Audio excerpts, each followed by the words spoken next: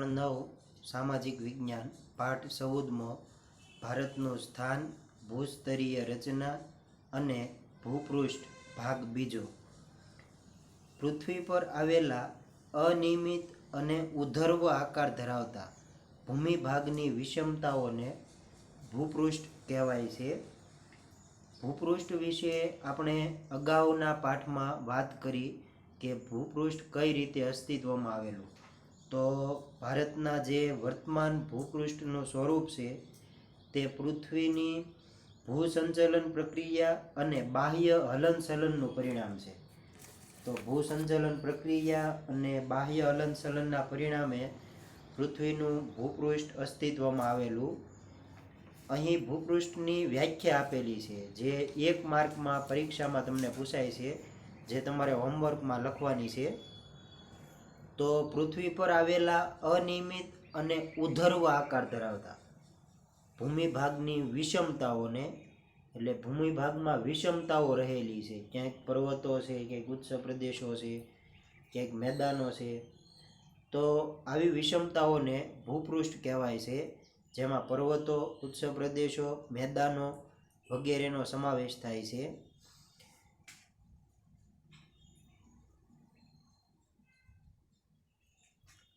ભૂપૃષ્ઠના વૈવિધ્યને આધારે ભારતને નીચે મુજબના 5 પ્રાકૃતિક વિભાગમાં વહેંચી શકાય છે। આ પ્રશ્ન પણ 2 માર્કમાં પરીક્ષામાં પૂછાય છે કે ભૂપૃષ્ઠના વૈવિધ્યને આધારે ભારતને કયા 5 પ્રાકૃતિક વિભાગમાં વહેંચી શકાય છે। તો આ પ્રશ્ન તમારે હોમવર્કમાં લખવાનો છે। એનો જવાબ છે 1 ઉત્તરનો પર્વતીય પ્રદેશ, 2 ઉત્તરનો વિશાળ મેદાની પ્રદેશ, 3 દ્વીપકલ્પીય ઉચ્ચ પ્રદેશ, 4 તટીય મેદાનો અને 5 દ્વીપ સમૂહો। હવે આ દરેક વિશે આપણે વિગતે માહિતી મેળવીશું। પહેલું છે ઉત્તરનો પર્વતીય પ્રદેશ। આપણે ઉત્તરના પર્વતીય પ્રદેશ વિશે માહિતી મેળવીએ તો ભારતનો આ ઘણો જ મહત્વનો પ્રાકૃતિક પ્રદેશ છે। ઉત્તરનો પર્વતીય પ્રદેશ છે તે ભારતનો ઘણો જ મહત્વનો પ્રાકૃતિક પ્રદેશ છે। ઉત્તરમાં પશ્ચિમ પૂર્વ દિશામાં ઉત્તરનો પર્વતીય પ્રદેશ ઉત્તરમાં પશ્ચિમ પૂર્વ દિશામાં લગભગ 2400 કિમી લંબાઈમાં પથરાયેલી હિમાલય પર્વત શ્રેણી કહેવાય છે। તે ઉત્તરમાં પશ્ચિમ પૂર્વ દિશામાં લગભગ 2400 કિમી લંબાઈમાં પથરાયેલી હિમાલય પર્વત શ્રેણી કહેવાય છે। તે સાપ આકાર ધરાવે છે। તે સાપ આકાર ધરાવે છે, મતલબ તેની ઊંચાઈ છે એ દરેક જગ્યાએ એક સરખી નથી, વધઘટ થતી રહે છે, એટલે તે સાપ આકાર ધરાવે છે। તેની પહોળાઈ 240 કિમીથી 320 કિમી વચ્ચે વધઘટ થતી રહે છે। અહીંયા આપેલું છે પહોળાઈ છે તે 240 કિમીથી 320 કિમી વચ્ચે વધઘટ થતી રહે છે। હિમાલય કોઈ એકાકી પર્વત નથી। હિમાલય છે તે કોઈ એકાકી પર્વત નથી, પણ અનેકવિધ પર્વત શ્રેણીઓનું સંકુલ છે। અનેકવિધ પર્વત શ્રેણીઓનું સંકુલ છે, એટલે કે તેમાં ઘણા બધા પર્વતો આવેલા છે। પશ્ચિમે અફઘાનિસ્તાનથી પૂર્વ તરફ આગળ વધતા તે ભારત, નેપાળ, ભૂતાન થઈને મ્યાનમાર સુધી પહોંચે છે। ઉત્તરમાં તેનો વ્યાપ તિબ્બતમાં ફેલાયેલો છે। તે મધ્ય એશિયાની પામીરની ગ્રંથિ નામે ઓળખાતી મુખ્ય પર્વત શ્રેણીનો જ એક ભાગ છે। તે મધ્ય એશિયાની પામીરની ગ્રંથિ નામે ઓળખાતી મુખ્ય પર્વત શ્રેણીનો જ એક ભાગ છે। સમગ્ર પર્વત શ્રેણીના 2 મુખ્ય ભાગ પડે છે, એક ઉત્તરનો હિમાલય પર્વતીય પ્રદેશ અને 2 પૂર્વ હિમાલય। હવે આપણે ઉત્તરનો હિમાલય પર્વતીય પ્રદેશ વિશે માહિતી મેળવીશું। આ પ્રદેશમાં એકબીજાને સમાંતર એવી 3 ગિરિમાળાઓ આવેલી છે। આ પ્રદેશમાં એકબીજાને સમાંતર એવી 3 ગિરિમાળાઓ આવેલી છે। તેમાં ઉત્તર બાજુની હારમાળા બૃહદ હિમાલય તરીકે ઓળખાય છે। ઉત્તર બાજુની હારમાળા છે તે બૃહદ હિમાલય તરીકે ઓળખાય છે, સમગ્ર હિમાલયની આ સૌથી વધુ ઊંચી પર્વત શ્રેણી છે. સમગ્ર હિમાલયની આ સૌથી વધુ ઊંચી પર્વત શ્રેણી છે, જેમાં 40થી વધુ શિખરો એવા છે કે જેમની ઊંચાઈ 7000 મીટર કરતાં વધુ છે. ઉત્તરનો હિમાલય પર્વતીય પ્રદેશમાં 40થી વધુ શિખરો એવા છે કે જેમની ઊંચાઈ છે તે 7000 મીટર કરતાં વધુ છે.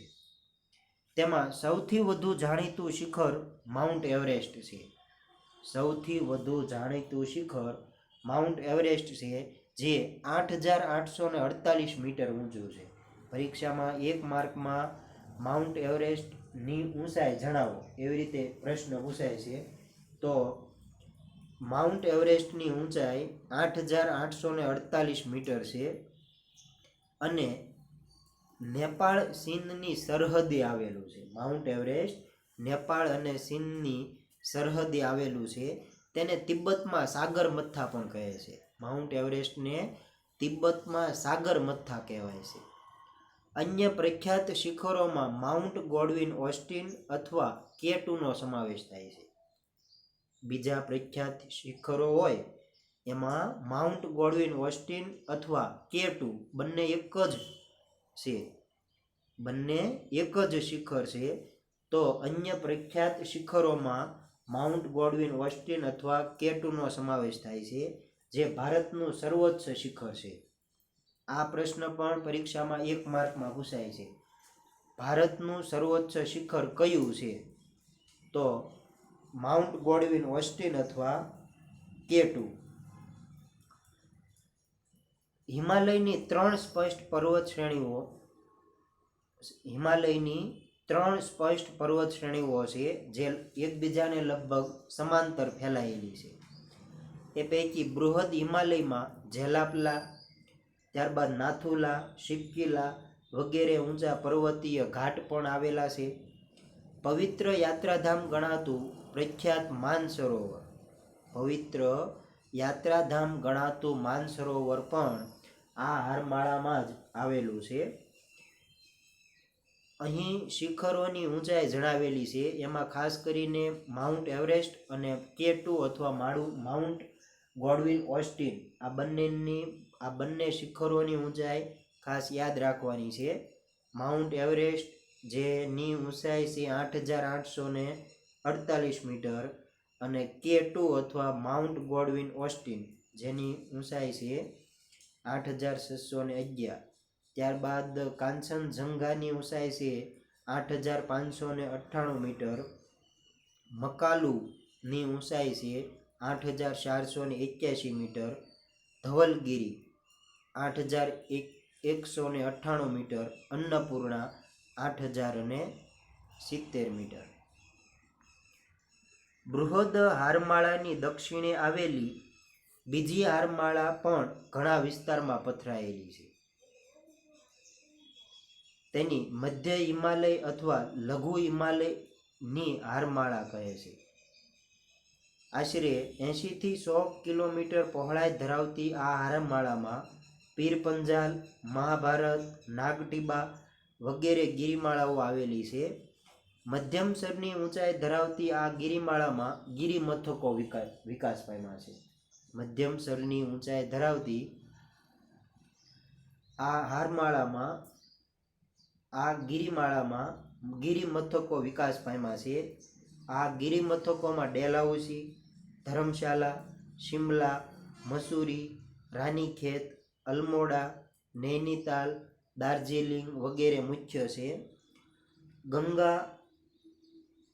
ગંગોત્રી, યમનોત્રી, બદ્રીનાથ, કેદારનાથ, હેમકુંડ સાહિબ વગેરે જાણીતા યાત્રાધામ પણ આવેલા છે.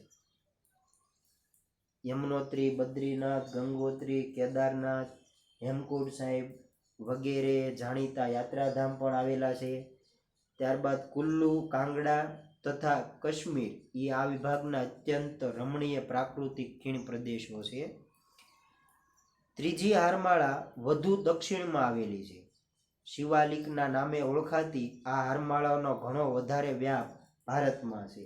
શિવાલિકના નામે ઓળખાતી આ હારમાળાનો મોટા ભાગનો વિસ્તાર છે તે ભારતમાં છે. તે 10 થી 15 કિમી પહોળાઈ ધરાવે છે. સરેરાશ 1000 મીટર ઊંચાઈ ધરાવતી શિવાલિક હારમાળામાં કેટલીક વિશિષ્ટ ખીણ રચનાઓ થઈ છે. તે કંકર એટલે કે પથ્થર, કાંકરાઓ, પથ્થરો તથા જાડા કાપથી ઢંકાયેલી રહી છે અને સ્થાનિક ભાષામાં તેમને દૂન કહે છે, જેમ કે દેહરાદૂન, પાટલી દૂન, કોથરી દૂન વગેરે. હવે આપણે પૂર્વ હિમાલય વિશે માહિતી મેળવીશું. હિમાલય શ્રેણીના પૂર્વ ભાગમાં આવેલી હારમાળાઓ ઓછી ઊંચાઈ ધરાવે છે. હિમાલય શ્રેણીના પૂર્વ ભાગમાં આવેલી આ હારમાળાઓ ઓછી ઊંચાઈ ધરાવે છે. તેમાંથી ઘણી હારમાળાઓ ટેકરીઓ તરીકે વધુ પ્રખ્યાત બની છે.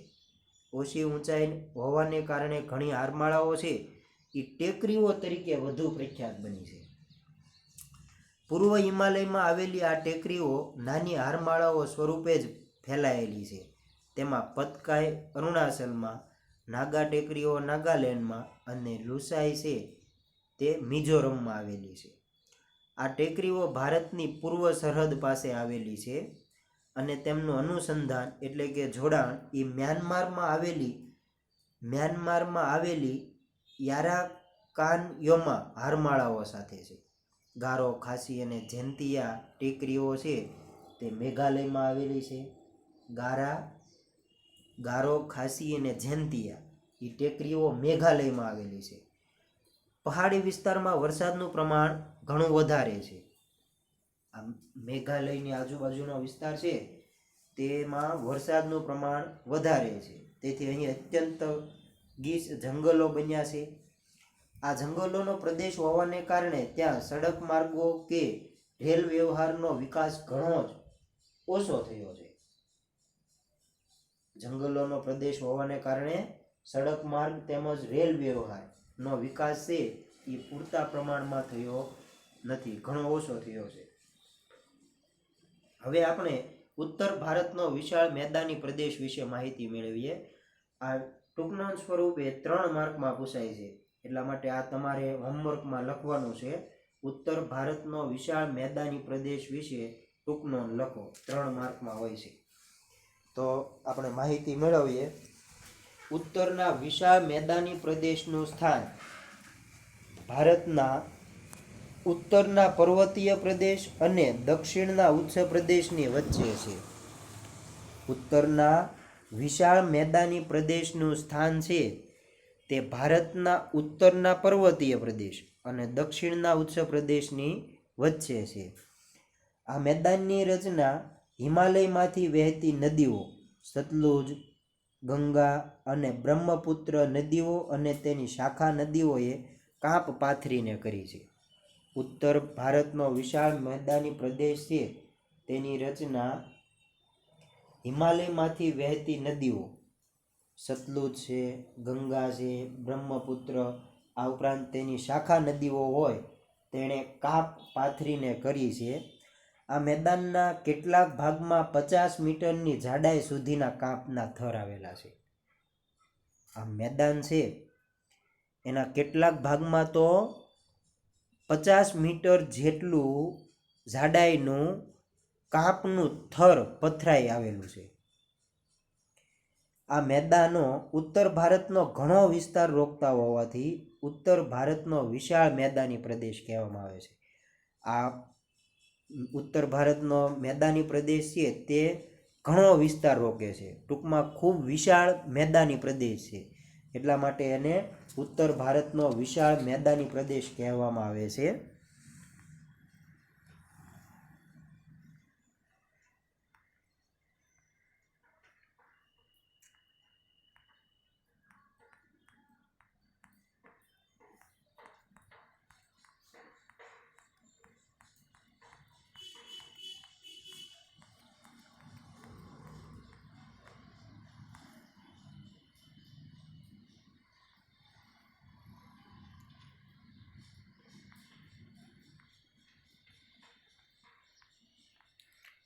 હવે આગળ વધારે માહિતી મેળવીશું.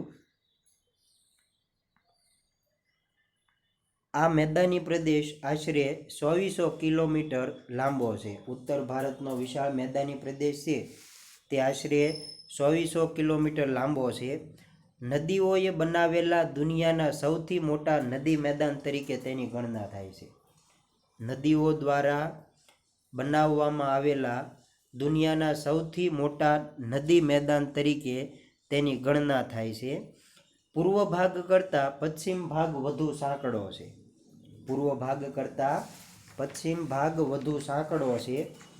આ મેદાન લગભગ સપાટ છે, મતલબ સમતલ છે.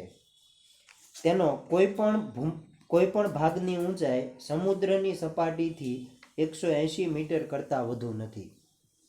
ઉત્તર ભારતનો વિશાળ મેદાની પ્રદેશ છે તેના કોઈ પણ ભાગની ઊંચાઈ સમુદ્રની સપાટીથી 180 મીટર કરતાં વધુ નથી. દિલ્હી પાસે આ મેદાન સાંકડું છે. દિલ્હીની પશ્ચિમ બાજુએ સતલુજનું અને પૂર્વ બાજુએ ગંગાનું મેદાન આવેલું છે. દિલ્હીની પશ્ચિમ બાજુએ સતલુજનું અને પૂર્વ બાજુએ ગંગાનું મેદાન આવેલું છે. આથી દિલ્હીને ગંગાના મેદાનનું પ્રવેશ દ્વાર કહેવામાં આવે છે. દિલ્હીને ગંગાના મેદાનનું પ્રવેશ દ્વાર કહેવામાં આવે છે. આ મેદાન ભારતનો સૌથી વધુ સમૃદ્ધ પ્રદેશ ગણાય છે. આ મેદાન છે તે ભારતનો સૌથી વધુ સમૃદ્ધ પ્રદેશ ગણાય છે. દિલ્હી, આગ્રા, કાનપુર, લખનઉ, અલ્હાબાદ, વારાણસી, પટના, કોલકાતા વગેરે મહત્વના શહેરો આ પ્રદેશમાં આવેલા છે. સિંધુ અને તેની શાખા નદીઓ ઝેલમ, સિનાબ, રાવી, બિયાસ તથા સતલુજ હિમાલય ક્ષેત્રમાંથી નીકળે છે. સિંધુ અને તેની શાખા નદીઓ જેવી કે ઝેલમ, સિનાબ, રાવી, બિયાસ તથા સતલુજ નદીઓ છે એ હિમાલય પર્વત શ્રેણીમાંથી નીકળે છે. સિંધુ નદી પશ્ચિમ તરફ વહીને ઝડપી વળાંક લઈને દક્ષિણ તરફ વહી અને અરબ સાગરને મળે છે. સામાન્ય રીતે બે નદીઓની વચ્ચેની ભૂમિને દો આબ કહે છે. સામાન્ય રીતે બે નદીઓની વચ્ચેની ભૂમિને દો આબ કહે છે. દો એટલે બે અને આબ એટલે જળ. આમ 5 નદીઓ દ્વારા નિર્મિત થયેલા આ મેદાનને પંજ વત્તા આબ એટલે કે પંજાબ કહે છે. આ મેદાનનો મોટો ભાગ પાકિસ્તાનમાં છે. ભૂપૃષ્ઠના આધારે મેદાની પ્રદેશને 4 ભાગમાં વિભાજિત કરવામાં આવ્યો છે. 1 ભાબર, તરાઈ, બાંગર અને ખદર. હવે આ ચારેય શબ્દ વિશે આપણે સમજૂતી મેળવીએ તો સિંધુ નદીથી તીસ્તા નદી સુધી શિવાલિકની તળેટીમાં કંકર એટલે કે પથ્થરોની એક પાતળી પટ્ટી નદીના પ્રવાહને સમાંતર ગોઠવાયેલી છે. સિંધુ નદીથી તીસ્તા નદી સુધી શિવાલિકની તળેટીમાં કંકર એટલે કે પથ્થરોની એક પાતળી પટ્ટી નદીના પ્રવાહને સમાંતર ગોઠવાયેલી છે. આ પટ્ટી લગભગ 8 થી 16 કિલોમીટર પહોળી છે. તેને ભાબર કહે છે. ભાબર પછી તરાઈનું ક્ષેત્ર આવે છે. જે તરાઈનું ક્ષેત્ર છે તે વધારે ભીનાશવાળું અને દલદલીય છે. અહીં ગીચ જંગલો તથા વિવિધ વન્યજીવો જોવા મળે છે. મેદાનોના જૂના કાંપને બાંગર કહે છે. નિરંતર થતા જતા કાંપના નિક્ષેપને કારણે એટલે કે ધોવાણને કારણે સોપાન આકાર જેવો બની જાય છે, જે પૂરના મેદાનથી ઊંચા હોય છે અને પૂરના મેદાનોનો નવો કાંપ એ ખદર તરીકે ઓળખાય છે.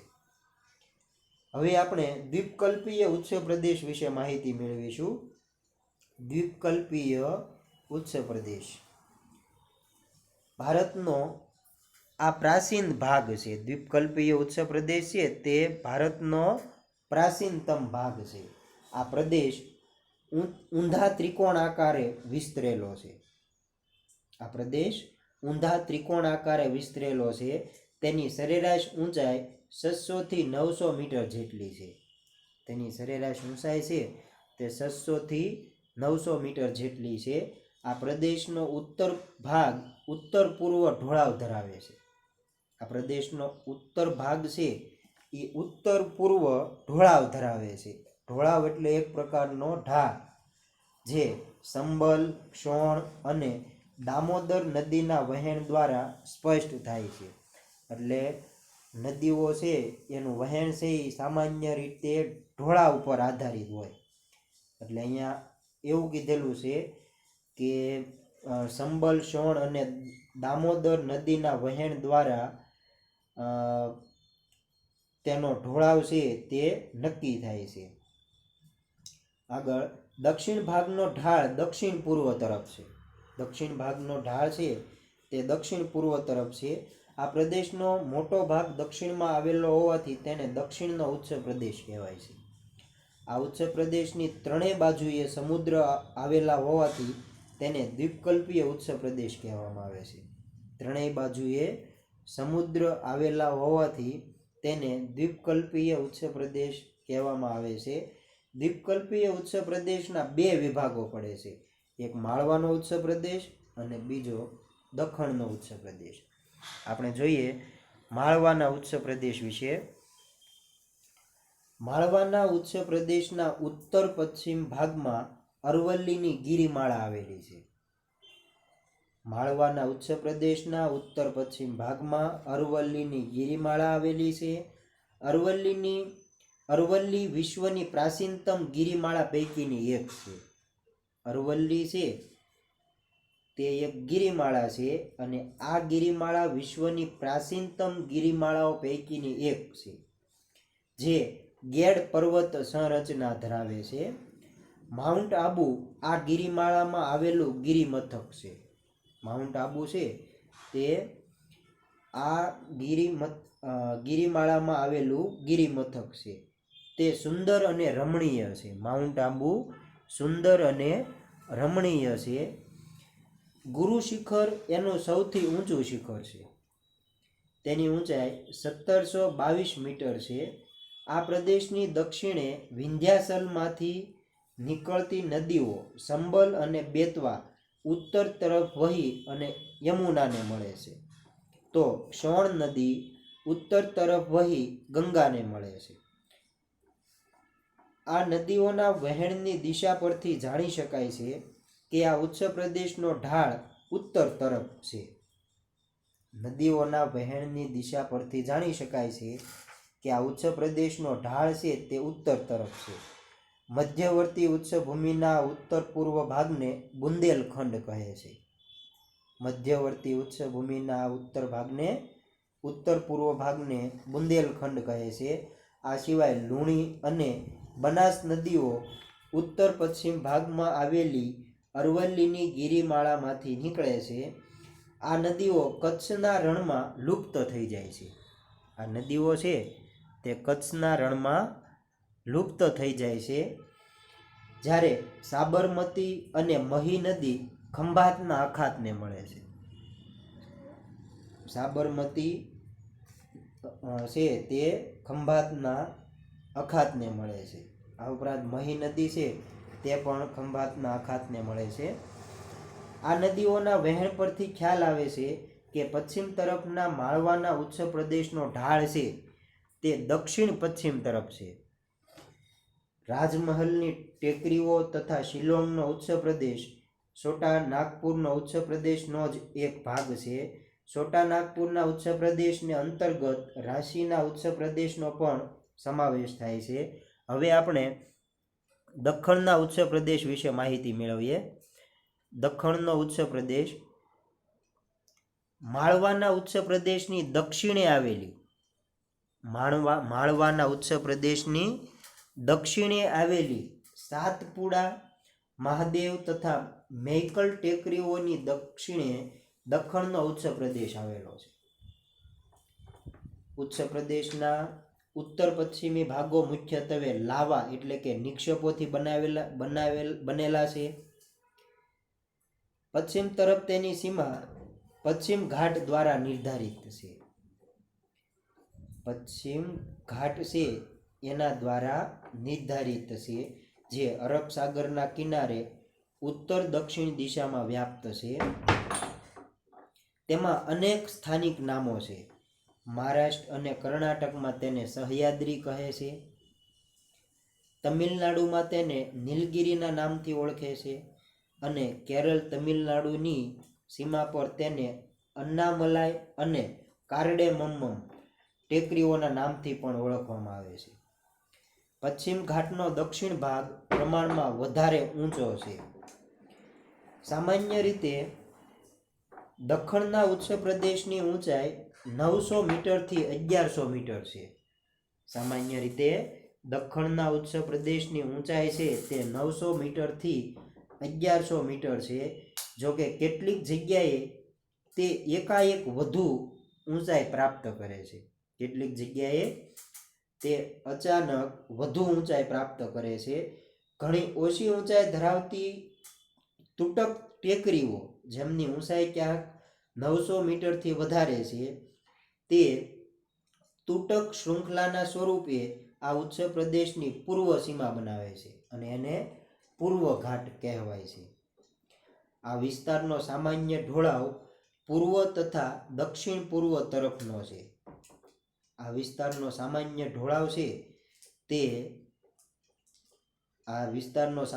ઢોળાવ છે તે પૂર્વ તથા દક્ષિણ પૂર્વ તરફનો છે. આ નદીઓની પ્રવાહ દિશાથી જાણી શકાય છે. જે નદીઓની પ્રવાહ દિશા પરથી જાણી શકાય છે. પશ્ચિમ તરફ વહેતી નર્મદા તથા તાપીને બાદ કરતા દખણના ઉચ્ચ પ્રદેશની મોટા ભાગની નદીઓ છે તે પૂર્વ તરફ વહીને અને બંગાળાની ખાડીને મળે છે.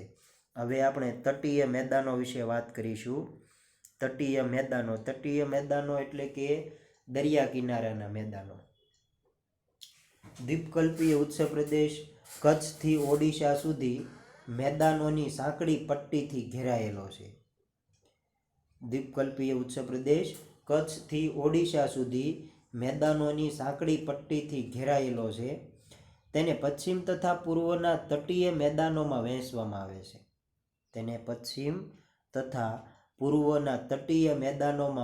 વહેંચવામાં આવે છે. પશ્ચિમનું તટીય મેદાન ગુજરાતથી કેરળ સુધી ફેલાયેલું છે. ગુજરાતને બાદ કરતા તે મોટે ભાગે સાંકડું મેદાન છે. તે ઘણું જ અસમાન અને ઉબડ ખાબડ છે. મતલબ કોઈક જગ્યાએ સમતલ હોય, કોઈ જગ્યાએ ખાડા ટેકરી હોય, અસમતલ હોય, એમ તે ઘણું જ અસમાન અને ઉબડ ખાબડ છે. અને ગોવાથી દક્ષિણમાં તેને મલબાર તટ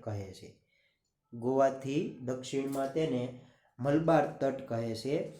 પશ્ચિમ તટની નદીઓ પોતાના નદીમુખ વિસ્તારમાં ખાડીઓનું નિર્માણ કરે છે. પશ્ચિમ તટની નદીઓ છે એ પોતાના નદીમુખ વિસ્તારમાં ખાડીઓનું નિર્માણ કરે છે. મોટાભાગની ખાડીઓ નદીના પાણી હેઠળ ડૂબી ગયેલી ખીણો છે. મોટાભાગની ખાડીઓ તે નદીના પાણી હેઠળ ડૂબી ગયેલી ખીણો છે જે સમુદ્ર તળના ઊંચકાવથી બનેલી છે. તે મત્સ્ય પ્રવૃત્તિના વિકાસ યોગ્ય સંજોગો પેદા કરે છે. અથવા તો પરિસ્થિતિ ઊભી કરે છે. પશ્ચિમ તટે અનેક ઉત્તમ કુદરતી બંદરો આવેલા છે જેમાં મુંબઈ તથા માર્મગોવાનો સમાવેશ થાય છે. દક્ષિણમાં કેરળના તટ પર પચ્છ જળ જોવા મળે છે અને સ્થાનિક ભાષામાં એને કાયલ પણ કહે છે. પૂર્વનું તટીય મેદાન પશ્ચિમના તટીય મેદાન કરતાં પ્રમાણમાં વધારે પહોળું છે. અહીં કાવેરી, કૃષ્ણા, ગોદાવરી અને મહાનદી જેવી નદીઓના મુખ ત્રિકોણ પ્રદેશોમાં કાંપ નિક્ષેપણ વધારે થયું છે. ઉત્તરે ઉત્તર શિરકાર તટ અને દક્ષિણે આંધ્રપ્રદેશ તથા તમિલનાડુનો તટીય પ્રદેશ કોરોમંડલ તટના નામથી જાણીતો છે. હવે આપણે દ્વીપ સમૂહો વિશે માહિતી મેળવીશું. દ્વીપ સમૂહો. ભારતમાં કેટલાક દ્વીપ સમૂહો આવેલા છે.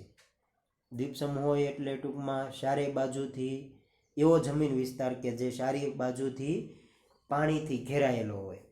અંદમાન નિકોબાર અને લક્ષદ્વીપ એ મુખ્ય 2 દ્વીપ સમૂહો છે. લક્ષદ્વીપમાં અનેક નાના ટાપુઓ આવેલા છે.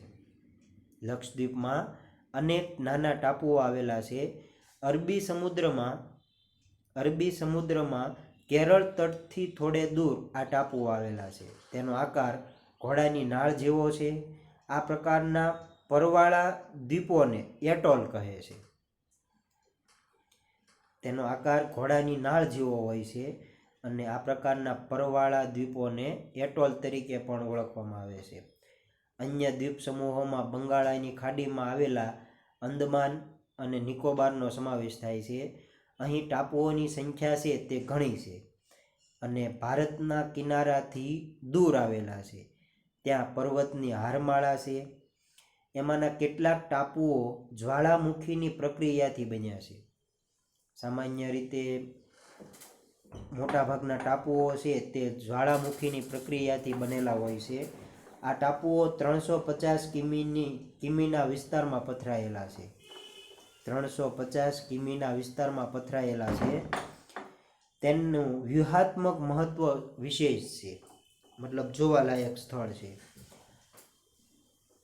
હવે અંદમાન નિકોબાર દ્વીપ સમૂહોમાં આવેલ બેરન એ એકમાત્ર ભારતનો સક્રિય જ્વાળામુખી છે, જ્યારે તેની નજીકમાં જ સુષુપ્ત જ્વાળામુખી તરીકે નારકોન્ડમનું સ્થાન છે. આગળ જોઈએ. આમ ભારતના ભૂપૃષ્ઠમાં વિવિધતા જોવા મળે છે. દરેક ભાગને પોતાની આગવી લાક્ષણિકતા છે અને છતાં બધા વિભાગો એકબીજા સાથે જોડાયેલા છે. દરેક ભાગને પોતાની આગવી લાક્ષણિકતા છે અને છતાં બધા વિભાગો છે એ એકબીજા સાથે જોડાયેલા છે. દેશની સમૃદ્ધિમાં તે બધાને ફાળો અગત્યનો છે અને વન્ય સંસાધનો માટે ઉપયોગી છે. ઉત્તરના ફળદ્રુપ કાંપના મેદાનને અનાજનો ભંડાર કહેવામાં આવે છે. દક્ષિણ ભારતનો ઉચ્ચ પ્રદેશ એ વિવિધ ખનિજ સંસાધનથી સમૃદ્ધ છે, જેના થકી દેશના ઔદ્યોગિક વિકાસને વેગ મળ્યો છે. ઉત્તરનો પર્વતીય પ્રદેશ વિપુલ જળરાશિ ધરાવતી નદીઓના ઉદ્ભવ સ્થાન તરીકે અને વન સંસાધનના વૈવિધ્ય માટે જાણીતો છે. ઉત્તરનો પર્વતીય પ્રદેશ છે એ વિશાળ જળરાશિ ધરાવતી નદીઓના ઉદ્ભવ સ્થાન તરીકે અને વન સંસાધનના વૈવિધ્ય માટે જાણીતા છે. આજના હોમવર્કમાં પહેલું તો ભૂપૃષ્ઠ એટલે શું, ત્યારબાદ ભૂપૃષ્ઠના વૈવિધ્યને આધારે તેને કયા 5 પ્રાકૃતિક વિભાગમાં વહેંચવામાં આવે છે તે, અને ત્રીજો પ્રશ્ન આપેલો છે ઉત્તર ભારતના વિશાળ મેદાની પ્રદેશ વિશે ટૂંક નોંધ લખો તે.